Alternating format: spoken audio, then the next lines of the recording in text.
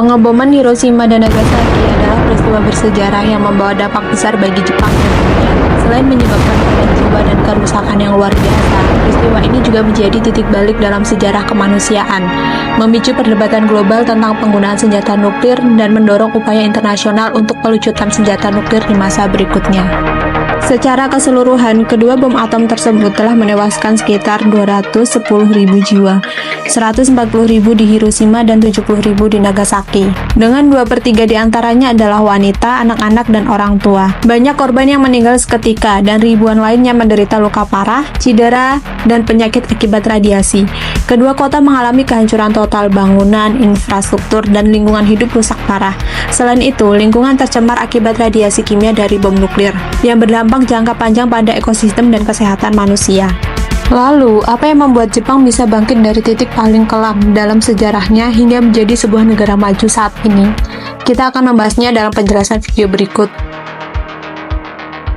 Untuk itu, bagi kamu yang belum subscribe, silakan subscribe dan like terlebih dahulu.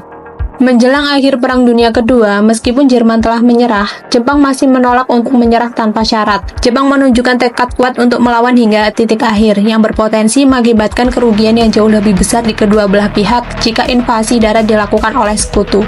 Amerika Serikat bersama Britania Raya dan Tiongkok telah mengeluarkan deklarasi Potsdam pada 26 Juli 1945, menuntut Jepang untuk menyerah tanpa syarat atau menghadapi kehancuran segera dan total. Namun, ultimatum ini diabaikan oleh Jepang. Dalam konteks ini, Amerika Serikat setelah mengembangkan senjata nuklir melalui proyek Manhattan, mengambil keputusan untuk menjatuhkan bom atom. Tujuan utamanya adalah untuk mengakhiri perang dengan cepat dan meminimalisir korban jiwa di pihak sekutu, yang diperkirakan akan segera tinggi jika invasi darat dilakukan. 6 Agustus 1945 pada pukul 8.15 pagi, pesawat pengebom B-29 Angkatan Udara Amerika Serikat bernama Enola Gay yang diterbangkan oleh pilot Paul W. Tibet menjatuhkan bom atom pertama Little Boy di kota Hiroshima yang saat itu merupakan kota industri padat penduduk dan markas militer penting bagi Jepang. Bom Little Boy memiliki daya ledak setara 15.000 ton TNT yang menyebabkan kehancuran masif. Diperkirakan 140.000 penduduk Hiroshima meninggal hingga akhir tahun 1945 dan 70% bangunan hancur atau terbakar. 9 Agustus 1945, 3 hari setelahnya, karena Jepang belum juga menyerah, Amerika Serikat menjatuhkan bom atom kedua, yaitu Fatman, di kota Nagasaki, salah satu pelabuhan terbesar di Jepang Selatan dan kota penting selama perang. Dampak bom ini menghancurkan sekitar 39% kota Nagasaki. Mental masyarakat Jepang berada di titik terendah. Trauma perang merajalela, banyak yang kehilangan anggota keluarga, rumah, pekerjaan, bahkan harapan untuk masa depan. Ketidakpastian menyelimuti setiap sudut kehidupan. Di tengah-tengah puing dan luka yang belum sembuh, mereka harus bertahan hidup. Kondisi ekonomi benar-benar lumpuh, industri dan infrastruktur penting hancur total. Produksi menurun drastis, menyebabkan kemiskinan merajalela. Pengangguran meningkat tajam dan rakyat kesulitan memenuhi kebutuhan dasar mereka bahkan untuk sekedar makan. Situasi ini semakin pelik dengan munculnya konflik sosial, termasuk gesekan antara Jepang dan Amerika Serikat sebagai negara pendudukan. Masalah keamanan dan ketertiban menjadi tantangan besar seiring upaya Jepang untuk menata ulang tatanan masyarakatnya. Namun, masa pendudukan sekutu tidak hanya membawa penderitaan. Di balik tekanan dan kehancuran, perlahan muncul titik terang. Sekutu menerapkan serangkaian reformasi sosial yang akan mengubah wajah Jepang selamanya. Kesetaraan gender diperjuangkan, pendidikan diperluas untuk semua kalangan. Ini menjadi fondasi penting bagi kebangkitan Jepang di masa depan. Di sisi lain, kelompok penyintas trauma korban bom atom mulai muncul dan memperjuangkan pengakuan serta hak-hak medis mereka.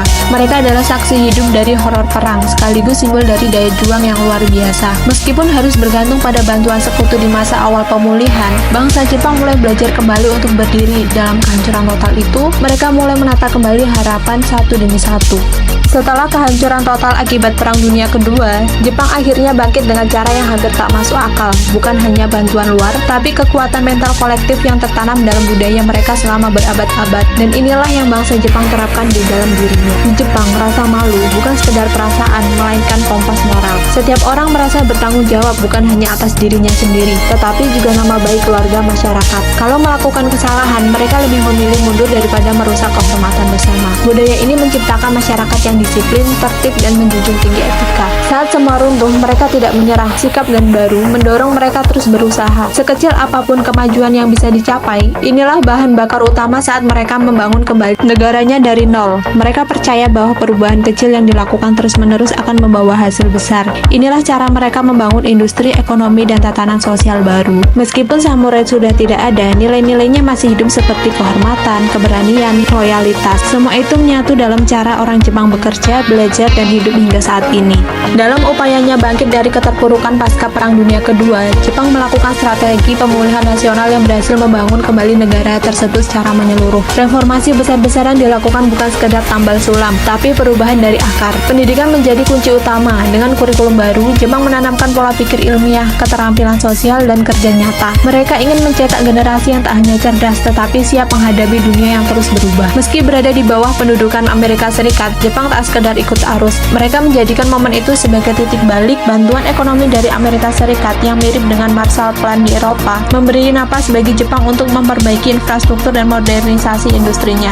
Namun, bantuan saja tak cukup. Jepang fokus pada dua hal, yaitu teknologi dan pendidikan. Mereka membangun industri otomotif dan elektronik dari nol, dengan tenaga kerja yang dilatih secara serius dan terampil lewat sistem pendidikan yang kuat. Di balik kesuksesan ini, ada kekuatan tersembunyi, yaitu keiretsu, jaringan perusahaan keluarga yang saling menopang, dan tentu budaya kerja keras yang legendaris, yaitu kaizen. Prinsip bahwa perbaikan kecil jika dilakukan terus-menerus akan menciptakan hasil yang besar. Etos ini menjelma menjadi denyut nadi perekonomian Jepang. Tak hanya itu, sosok Kaisar Hirohito dan para tokoh nasional menjadi simbol pemersatu dan semangat moral. Di saat rakyat hampir kehilangan harapan, mereka hadir memberi arah, memberi keteladanan, memberi keyakinan bahwa Jepang bisa bangkit. Jepang semakin gila-gilaan dalam memperbaiki negaranya melalui jalur yang berbeda, dengan menciptakan revolusi yang benar-benar terencana. Semua dimulai dari tahun 1868, masa restorasi Meiji. Disinilah babak baru Jepang dimulai, bukan hanya perubahan politik, tapi transformasi total dari bangsa agraris menjadi negara industri modern dalam waktu yang sangat singkat. Lalu, apa rahasianya? Bukan pasar bebas, bukan kebetulan, tapi intervensi negara yang kuat dan penuh visi. Pemerintah Meiji tahu, jika Jepang ingin selamat dari ancaman kolonialisme Barat, mereka harus cepat berubah. Maka, mereka mengirim pelajar ke luar negeri, memanggil para ahli asing, dan membangun industri-industri seperti tekstil, rel kereta api, hingga sistem komunikasi. Inilah bentuk top-down revolution, modernisasi yang digerakkan langsung oleh negara. Namun, bukan hanya teknologi yang mereka impor. Jepang juga membangun fondasi yang lebih dalam pada sistem pendidikan. Sistem baru dirancang untuk menanamkan sains, teknik, dan rasa tanggung jawab nasional. Mereka tidak hanya ingin meniru Barat, tapi mereka ingin melampauinya. Tapi, semua kebijakan itu tidak akan berhasil tanpa satu hal, yakni mentalitas kerja keras rakyat Jepang. Etos kerja Jepang bukan hanya sekedar disiplin, itu adalah gaya hidup.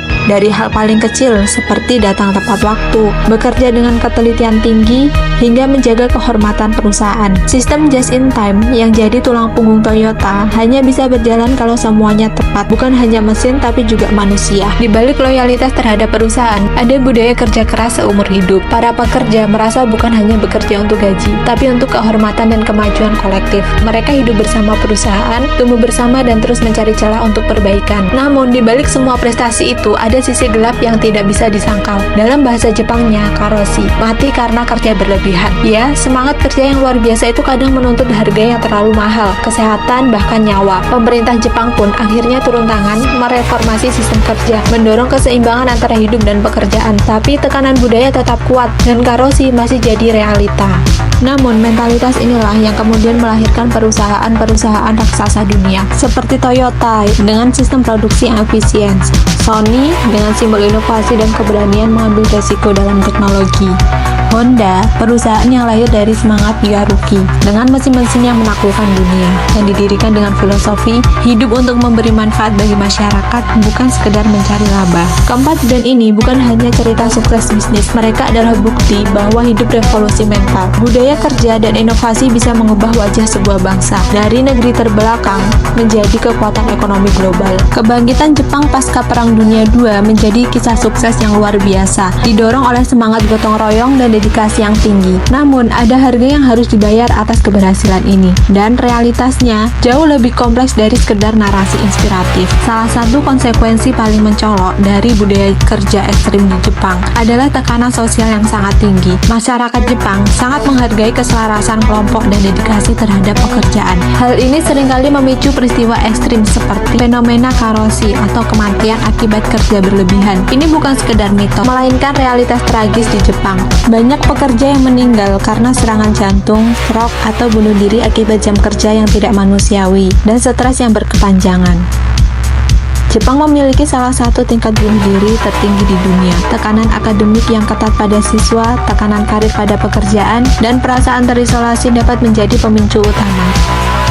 Depresi dan masalah kesehatan mental. Tuntutan untuk selalu berprestasi, ditambah dengan kurangnya waktu untuk istirahat dan kehidupan pribadi, menyebabkan banyak individu mengalami depresi dan masalah kesehatan mental lainnya. Stigma berputar. Penyakit mental juga membuat banyak orang enggan mencari bantuan. Selain itu, budaya Jepang sangat menekankan pentingnya kelompok di atas individu, loyalitas terhadap perusahaan dan kontribusi terhadap komunitas, minimnya batasan antara kerja dan hidup pribadi. Karyawan diharapkan untuk tetap berada di kantor hingga larut malam, bahkan ketika tidak ada pekerjaan mendesak atau hanya untuk menunjukkan dedikasi. Acara minum-minum dengan kolega setelah jam kerja adalah norma, dan menolak bisa dianggap sebagai tindakan yang tidak kooperatif. Waktu yang dihabiskan untuk bekerja seringkali mengorbankan waktu bersama keluarga dan teman. Hal ini dapat menyebabkan masalah dalam pernikahan, kurangnya interaksi orang tua dengan anak, dan rasa kesepian. Dalam upaya untuk beradaptasi dengan norma kelompok, banyak individu merasa kehilangan jati diri dan tidak memiliki ruang untuk mengekspresikan diri secara otentik.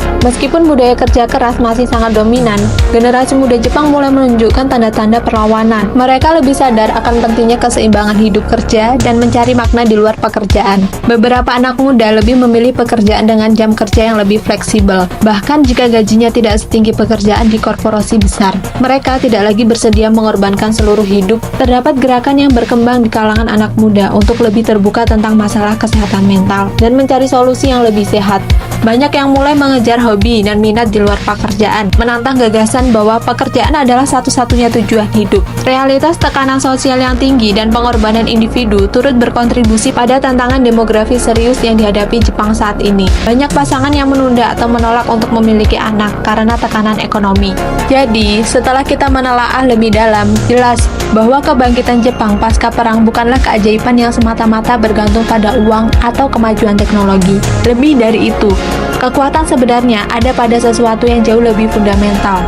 Mentalitas yang tertanam dalam diri mereka sejak kecil. Mentalitas pantang menyerah, disiplin tinggi, dan dedikasi kolektif. Inilah yang membentuk mereka menjadi bangsa yang tangguh dan maju. Ini adalah pelajaran berharga bagi kita semua. Jika kita ingin melihat bangsa kita bangkit, berkembang, dan mencapai potensi penuhnya, maka kita perlu menanamkan mentalitas yang sama. Bukan mentalitas pengeluh yang mudah menyerah pada keadaan, tapi mentalitas pejuang yang siap menghargai tantangan, terus belajar, dan bergotong royong demi kemajuan bersama. Pertanyaannya sekarang, apa yang bisa kita tiru dari Jepang untuk membangun bangsa kita menjadi lebih baik? Yuk, bagikan pendapat kalian di kolom komentar. Jangan lupa untuk like, share, dan subscribe.